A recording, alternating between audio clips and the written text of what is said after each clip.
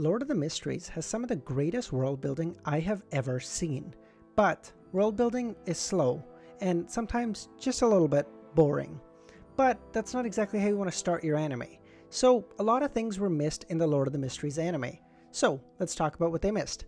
Firstly, throughout the web novel, we read Klein Moretti's inner dialogue and thought process, through which we get to see just how methodical and thoughtful Klein really is. This is important to note because this isn't shown in the anime, which can leave new anime-only watchers with the impression that Klein really isn't that intelligent and he's kind of just going with the flow, which is absolutely not his character. Klein is unbelievably methodical and thinks through every single scenario of every single thing he's going to do long before it ever happens. The real difference is since Zhou Mingru realizes he's transmigrated into the body of Klein Moretti, the protagonist, despite how it might look, is not Klein Moretti. It's Zhou Mingru in the body of Klein Moretti. Secondly, it was not explained very well in the anime, but Zhou Mingru has a lot of memories of Klein, including that Klein Moretti is a citizen of the Lone Kingdom of the Northern Continent, that he's from Awa County, from the city of Tianjin, and that he's a recent graduate of the history department of Koei University. As a history graduate, Klein had knowledge of different languages, notably ancient Faisak, which is deemed to be the origin language of all the languages in the Northern Continent, and secondly, Hermes, which has often appeared in ancient mausoleums and rituals.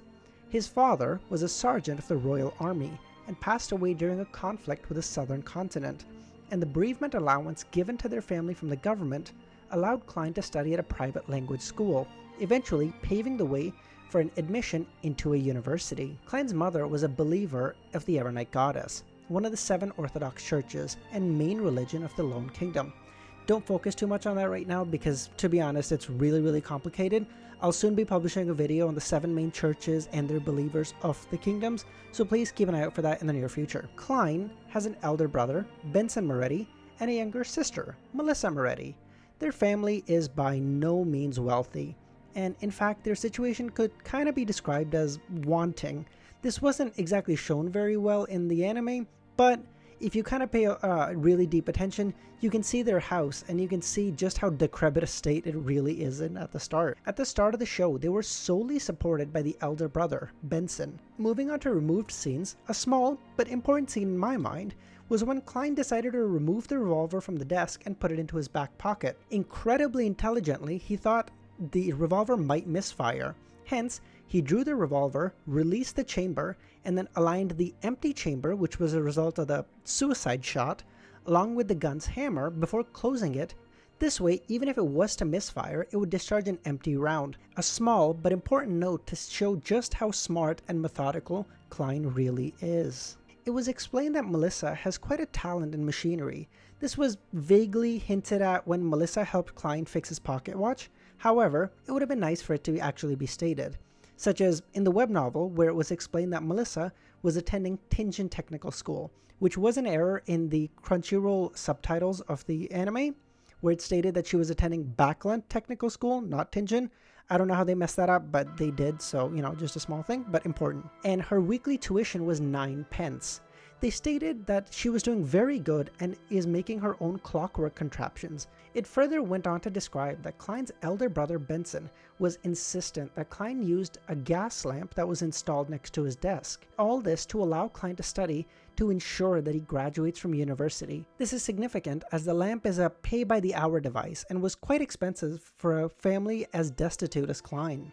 Benson wanted to ensure that Klein could study no matter what, even if it meant on taking on debt for the family. This really shows the incredible amount of weight that was placed on Klein for the future of the family. He really was their last hope. If he couldn't get them into a better financial situation, it was likely that their family was going to be stuck here. But if he's able to graduate and find a decent job, that means he can support Melissa until she graduates and she finds a good job, which means with both of them having a good income, we could also likely get Benson some time to study and for him to find a decent job and for the family as a whole to have a much better outlook on life. Don't think that Benson is just a loving brother. He's a lot more than that. He's really smart. Through some clever trickery with the landlord, he was able to convince him to pay for the installation of the lamp. Combined with Klein's quick thinking, Melissa's technical skills, and Benson's, let's call it, trickery, really goes to show that Klein doesn't stand out. His family, despite him being a different person, is just like him. Next, the currency system of the Lone Kingdom was not described at all in the anime. The currency system of Lone can be quite complicated, hence I'm only going to give you a very brief overview in this video. Again,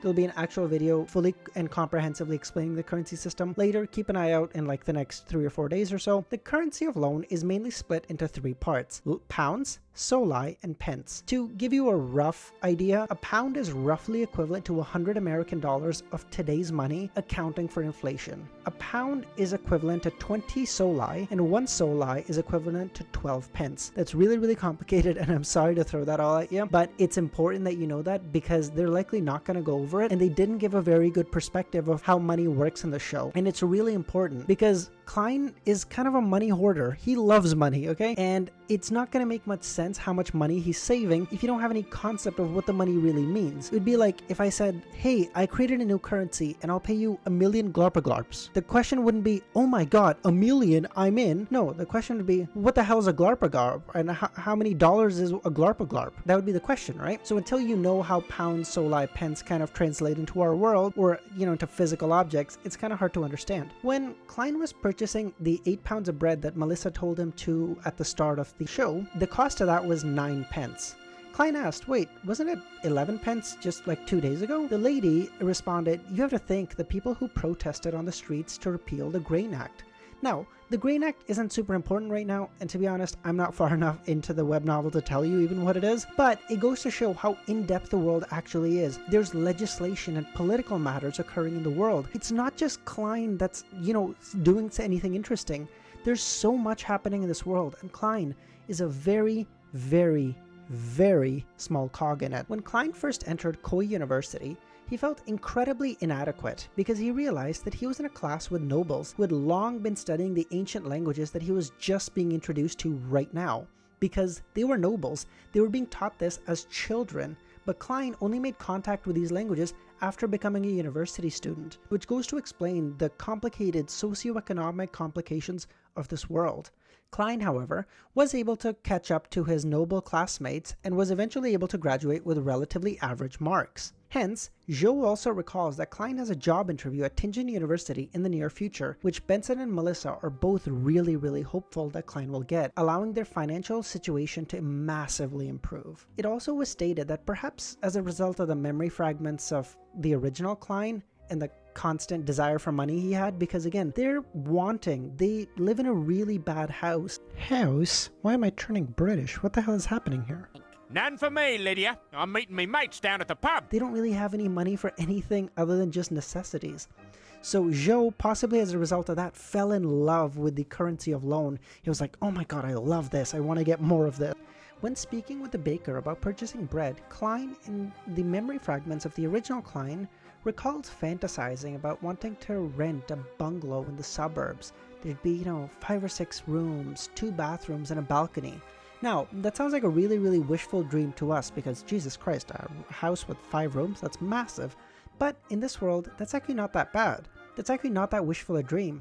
Even a lecturer on a probation at Tingen University would have a weekly salary of 2 gold pounds, and after the probationary period, the salary would be increased to 3 pounds. However, Klein's brother Benson, who's been working for many, many years, only had a weekly salary of 1 pound and 10 soli. He is literate. Benson is a smart guy who is literate. However, he doesn't have any formal education, and hence his earning capacity is quite limited currently. Ordinary workers at a factory didn't even get £1 a week. This further goes on to describe the financial living situation of the Morettis. Now, on that note, there are a few key subtle differences that I noticed, especially when watching the Crunchyroll animation subtitles. Hence, this may not apply to everyone, but I definitely felt like it was worth mentioning. First, as I mentioned, it states that Melissa is a student at Backland Technical School, not Tingen, which is not true because they live in Tingen. How would she be going to school in Backland? She's definitely not commuting. They can't afford that, okay? Benson's weekly salary is also weirdly enough stated to be between 5 and 6 pounds, which is wholly inaccurate because that would put them well into the middle class, which they most certainly are not at the start. Also, there was a huge mistranslation during the luck enhancement ritual that Klein attempted to return home in the Crunchyroll subtitles.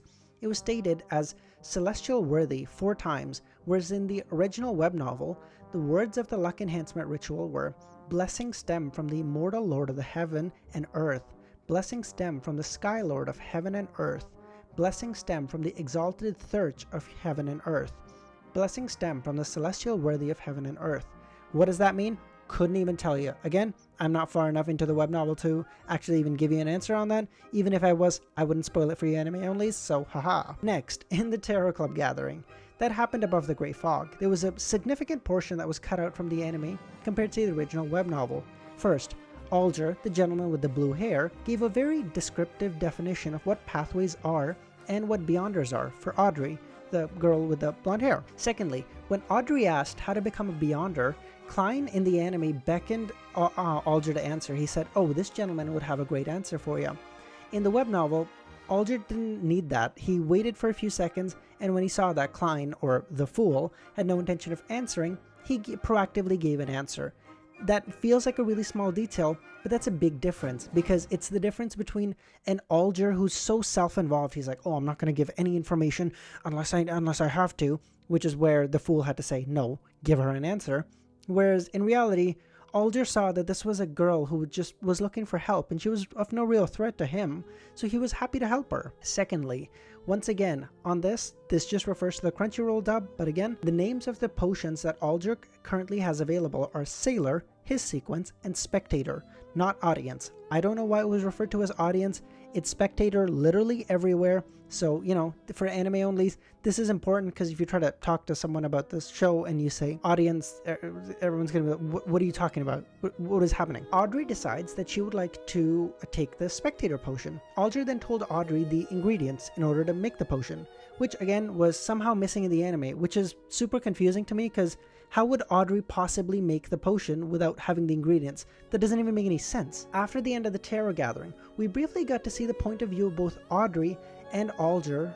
Through Alger's eyes, we were able to see that Alger is a ship captain who rules with an iron fist. And on Audrey's eyes, we got to see that she's not only a nobility, which she most certainly is, but she's part of an exceptionally small amount of nobility who is so rich that they have contact with the royal family of the kingdom. There are current political establishments that are also explained to a degree, stating that the Conservative Party is currently in power in the kingdom. Again, not super important right now, but I always find that in a world, in an isekai, what I want to see is a world that's really big and happening, not a world that's stagnant and then the main character shows up and every time he does something, it's like, oh my god, something's happening, and other than that, the world's stagnant.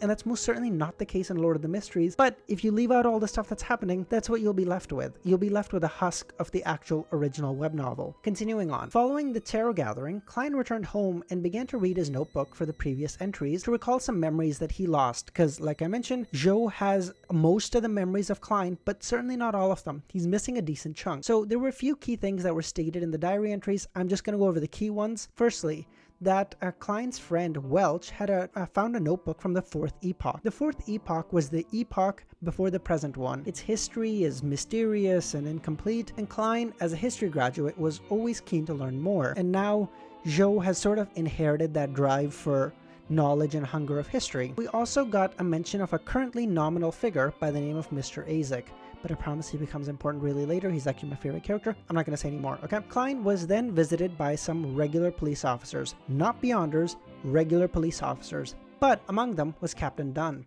And the police officers arrived to question Klein about the suicides of his friends. Klein, after answering the questions of the police officers, prepared to have dinner with his sister, where we got to see more of their interactions and personalities of both Klein and Melissa. But not Benson, because Benson was still at work because he rarely came home, I believe generally on Fridays, but that part I'm just going off my memory, so that may not be right. Klein was then visited in his dream by the nightmare, Captain Dunn, and was then taken to his friend Welch's house to meet Spirit Medium Daly, the one that delved into his dreams. And what I believe is the biggest difference is that they decided to remove an entire arc, which was after passing the dream delving done by Spirit Medium Daly, they confirmed that Klein wasn't hiding anything intentionally, he actually didn't remember. Klein was not offered to join as a Beyonder with the Nighthawks. That is absolutely not what happened. Klein was actually offered to join the organization of the Nighthawks. Again, I'm gonna post a video very soon of what the hell the Nighthawks are, what Beyonder powers are, how sequences work, all that stuff really soon. But for the moment, just the organization, okay? Klein was offered to join the organization as a civilian member. He most certainly was not given the option to just become a Beyonder, because they could utilize his knowledge of history and understanding of ancient languages that again he had as a university grad of Cole University. But again, they never mentioned that he went to university, all that stuff, you know, so it was never built on, so they could never just accept him as a civilian member because they haven't laid that groundwork. Hence, they kind of just had to skip all that and just make him a Beyonder. Also, one of the key traits of Melissa's character is that she's exceptionally frugal, even more so than Klein or Benson. As soon as the topic of spending money on anything unnecessary happens, she is the most insistent to say, listen, this is not important, we don't need to do this anymore, okay? We don't need to spend this money, we should save it. I know I threw a whole bunch at you, I threw so much stuff at you, but all of that stuff, even if it sounds menial, isn't, because this is such a good web novel. I can't explain to you how much I adore this web novel, and I really think they're going to do a great job, and I most certainly don't want to say anything negative about the Donghua team, because the truth of the matter is they had 13 episodes to fit everything. The original volume 1 that they're trying to fit into 13 episodes, and I think it's 2 OVAs, is a little over 200 chapters. That's a lot of stuff to cram in, man. So yeah, they were always going to have to cut stuff. I knew that going in. But I feel like they've been doing a really, really good job. And they said themselves that episode 1 and 2 are the roughest ones. And after that, it gets a lot better. So I think if you liked Lord of the Mysteries, if you are an anime only and you watched episode 1 and 2 and you thought, it looks pretty cool, but like I'm a little confused, please stick around. If you do, you are going to get to experience absolutely phenomenal writing. You're going to get to experience peak, okay? All that being said, please, if you enjoyed the video, like, comment, subscribe, all that regular stuff, you know. And a special thank you to all my members. I could not do this without all of you guys. Seriously, thank you guys so much. And a special thank you to Ramiro, Username, Nagato, and Milosh. These guys helped me with the script. They were really handy. I love all of you guys so much. I can't believe that, you know, I get to do this and you guys are watching for some reason. I don't know why. So I just, I don't have any words, but thank you so much.